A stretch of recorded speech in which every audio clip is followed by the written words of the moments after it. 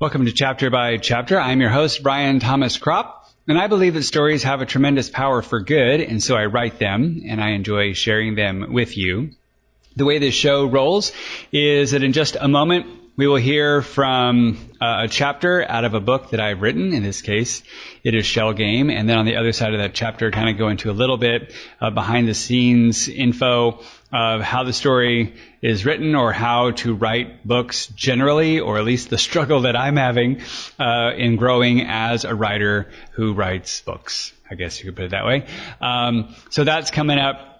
Where we are in the story of Shell Game, if you are catching up, is we are in a small town in Kansas called Athens, and a private detective there whose name is Evan Gold, and he is trying to put together a random assortment of events that have recently happened there and see if there is a common denominator that he can pull together. There have been a couple of strange murders. There has been a strange client that he is working with. Some other folks have been running around the edges as well. And in the middle of all this, he has discovered this pearl that has some unusual qualities to it. And some people are also looking for it. And does the pearl and the murders and the weird people, are they all connected somehow in the middle of all that? And so we are, as I've mentioned over an episode or two, this chapter, along with a few before and after, are kind of in a long series of, it's sort of the second night of after all of these events happening, and Evan is trying furiously to try to get to some level of truth. And so we're going to run into both Harold Huber, which we've met in a previous chapter, and Evan's client, whose name is Clair Porter, and see if by putting them in the same space, what do we get out of that? So we will get to chapter 20 and then kind of some stuff that went into that chapter right after we hear from this week's sponsors. Chapter 20. Evan Gold raised himself out of his armchair and walked to the front door. A moment later, Harold Huber stormed into the living room. Evan noticed the strangled playbill in Harold's hand. He made a mental note to have Sophie send the Websters' front desk a nice gift for promptly delivering the message to Harold and not waiting until he settled back in his room. "I simply can't excuse your sloppy and unprofessional approach, Mr. Gold," Harold said, not yet acknowledging Claire's presence. "Was it good?" Harold asked, pointing to the playbill. "That woman," Harold said, spitting and baring his teeth, "is outside your apartment." "Woman?" Claire said. "I thought she drove off." Evan shook his head slightly. "Different woman. Been following me all day. She's camped by a lamppost." Claire rushed to the window and carefully peeled back the edge of the curtain. "I hope, Mr. Gold," Evan spewed as he removed his hat and coat, "that this isn't some ham-handed trap of your creation. Strike that. I hope it is. You can't attach anything to me. I'm innocent of all charges." "Maybe yes and maybe no. Time will have to bear that one out," Evan said with a smile. "Listen, Hubert. Can I call you Harold? I asked you down here in good faith. No traps. I promise you I have no idea what that woman out there wants. If she keeps her distance, I don't think she causes much of a threat. Since Miss Porter here and I were shooting the breeze, I just thought we should invite our mutual friend over to catch up on old times. I guess our gal on the street is just a curious onlooker." Harold Huber eyed Evan through narrow slits. Claire came back around to the sofa. "Have you been so careless as to show that woman where I'm staying?" Harold asked. "You need to take a breath, brother, before you blow a gasket," Evan said. "As far as I know, I gave her the shake before I met with Miss Porter. Of course, she found me here, so who knows? What she knows or suspects, I couldn't hope to guess." "Evan," Claire said with a tremor in her voice, "you don't think we're in any danger, do you?" "Maybe we are, maybe we aren't. We won't know till we see how this plays out, will we?" Evan sat back down in the armchair and invited Harold and Claire to sit on the sofa. Harold continued to stand. "Truth is that enough loose ends are running through this town to make a tailor crazy. All the same, Harold, I'm glad she didn't scare you off." Again, Evan gestured to the sofa. "Ah, come on now, take a load off, Harold. Claire doesn't bite. Unless she does, which would be good to know. Is that why you won't sit down? You're scared of a woman? Without changing his expression, Harold looked at Claire and said, Miss Porter, and she replied, Harold. Harold then sat at the sofa's edge as if ready to spring out of the apartment at the slightest unpleasantness. That's better, Evan said, exhaling and loosening the top button of his shirt. Now we can chat, like old friends.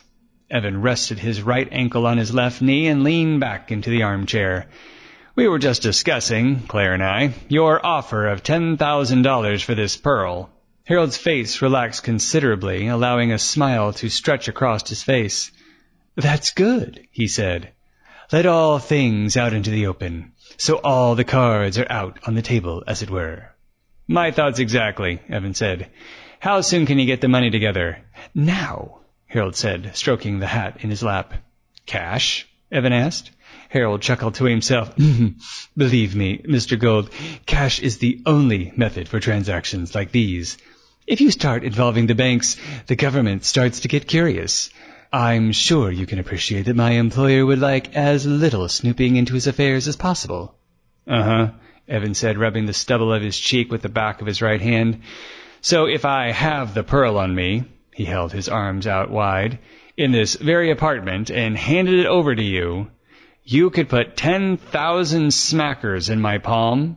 Claire fidgeted on her end of the sofa. Harold reached for his handkerchief, dabbed at his neck, and smiled. Again, Mr. Gold, I am not in the practice of carrying such a sum of bills on my person. That would be both ostentatious and dangerous.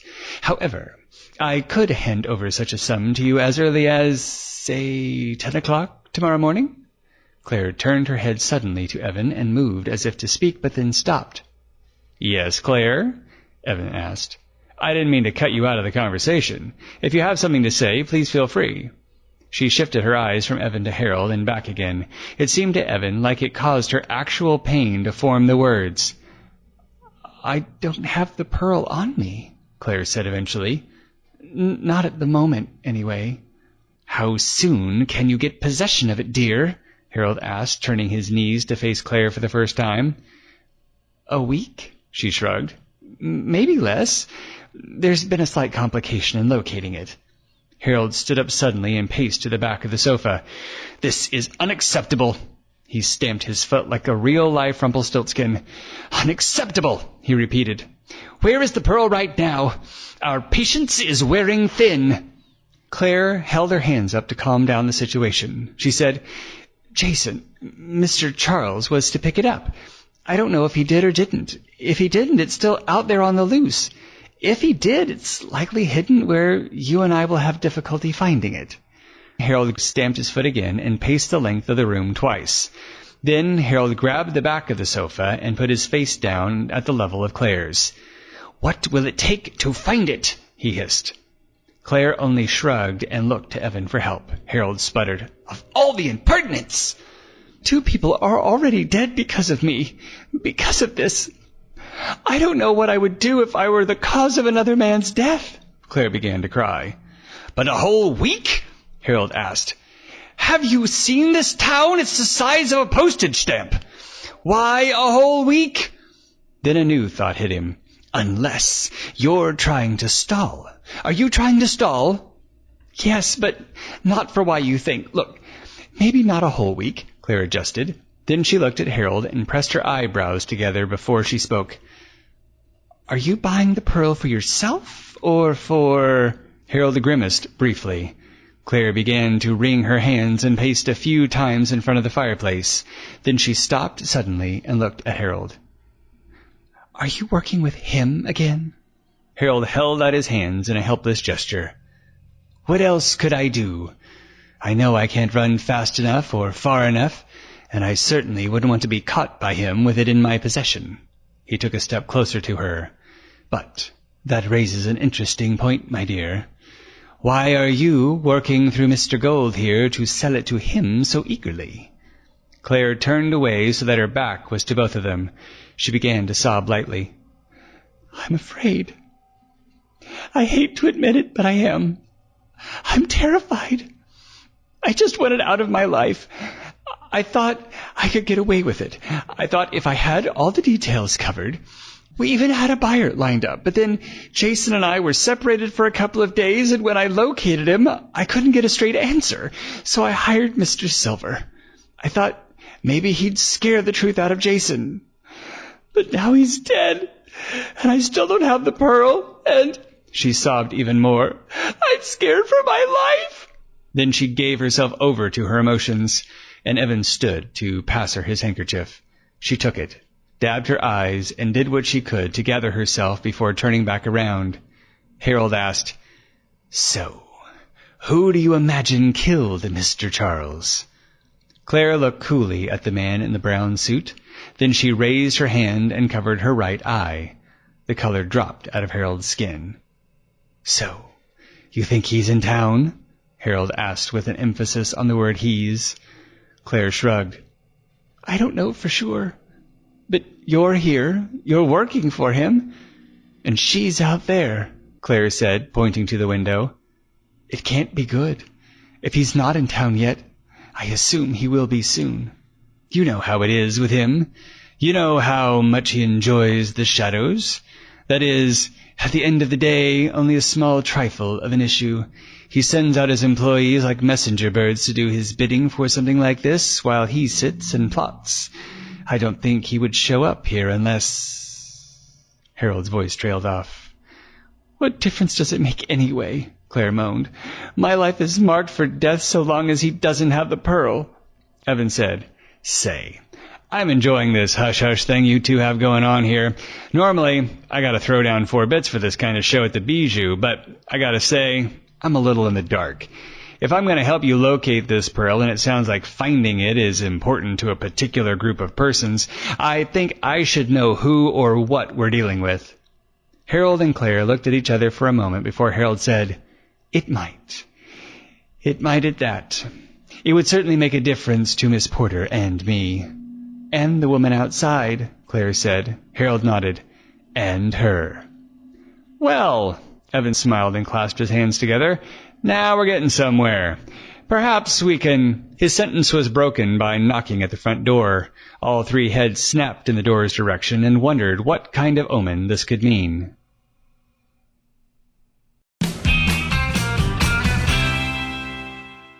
So, as I mentioned last week, this is a long string of chapters that are really one, I guess if you were just to live it, it'd be one long night where lots of different things happen. So far, we've met with Evan's wife outside, and we have had Evan and Claire kind of kill time while Harold shows up, and now we've got Harold added to the mix, and we've added yet another cliffhanger ending to this with the doorbell ringing or a knock at the door over there, and then we get to figure out what that part of the night is next time that we get together. But as I mentioned at the end of last week's episode as well, this is an opportunity to get all the liars in the room. And so now we have Harold and Claire and Evan all together to try to get to the bottom of stuff. Evan is just trying to figure out how on earth do I tie all of these bits together, because Athens is not this eventful of a town, so how can I start making sense out of things? And I didn't, you hear all kinds of things about the really great writers and how intentional they were about so many things, and I am just now realizing a couple of things about the book that I wrote, which I don't know if other writers do that. We're like, oh, I didn't intend for that, but that's kind of cool.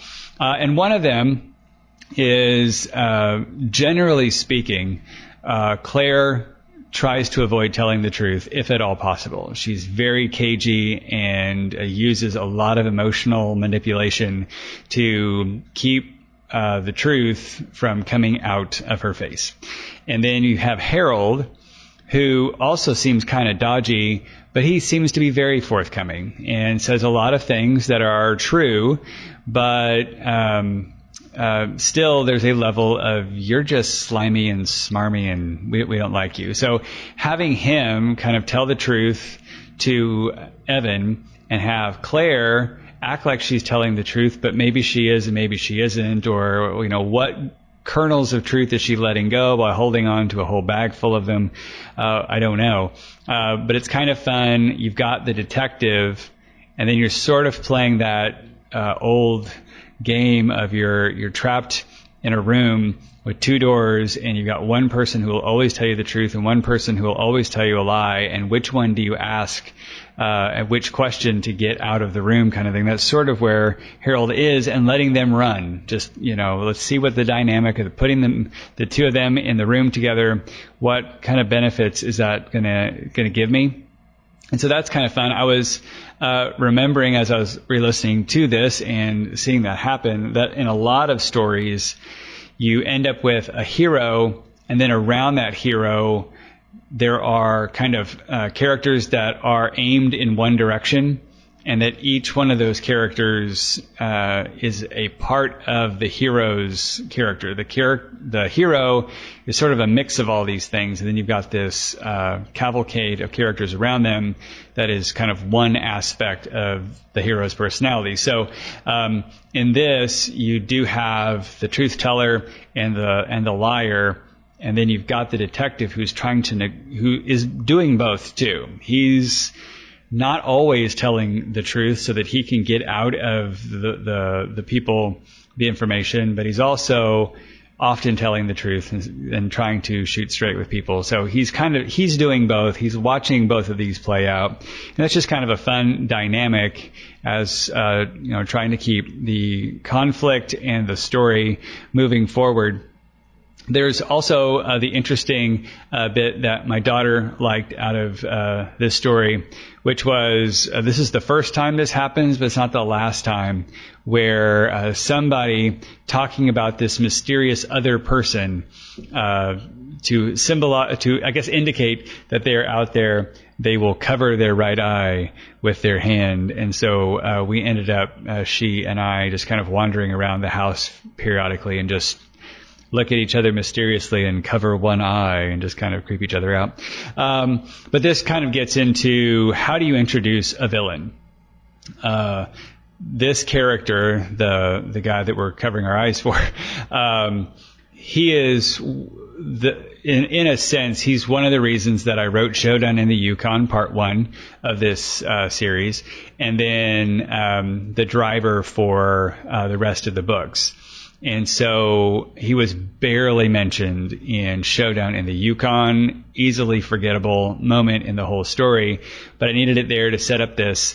And this is sort of, in a way, how do you introduce Darth Vader to the screen and have people be rightfully nervous when that villain arrives on the screen? There's a variety of ways to do that. I think the Harry Potter series did it by telling you a bunch of horrible things that Voldemort did prior to us meeting Harry. Like, he kills his parents, he tries to kill Harry, all that kind of stuff. It's like, oh, bad guy. So then when you finally meet him, you are sufficiently nervous about what's going to happen.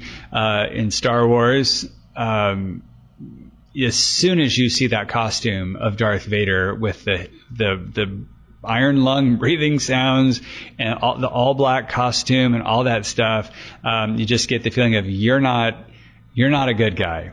And then there's Jaws, which I found this kind of interesting, that this wasn't how Steven Spielberg meant to introduce the great white shark in Jaws. It's just because of mechanical failures, it's how it worked out. He kind of teased it out over time. You saw a fin here, or you saw the effect of the shark attack there, and then eventually at the end of the movie, you finally see the shark in all of its size and awfulness, like, ah!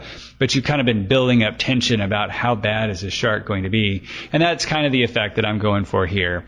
We just keep dropping little mentions about this bad guy, so that when we finally meet him, we are sufficiently nervous of what is going to happen when this person actually arrives on the scene.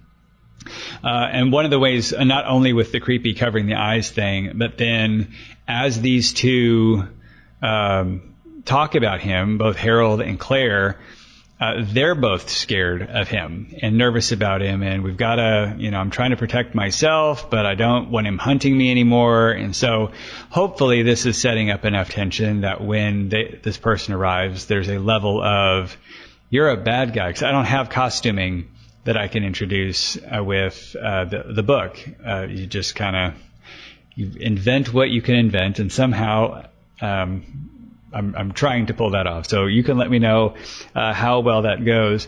But so this is just another part in this long evening of Evan's life.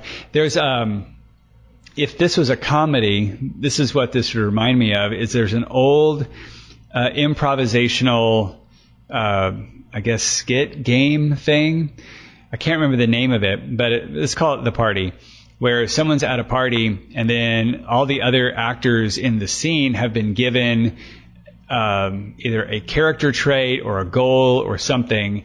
And as the doorbell rings and you invite them in, it changes the scene, and the host for the party has to sit around and guess what everybody's things are.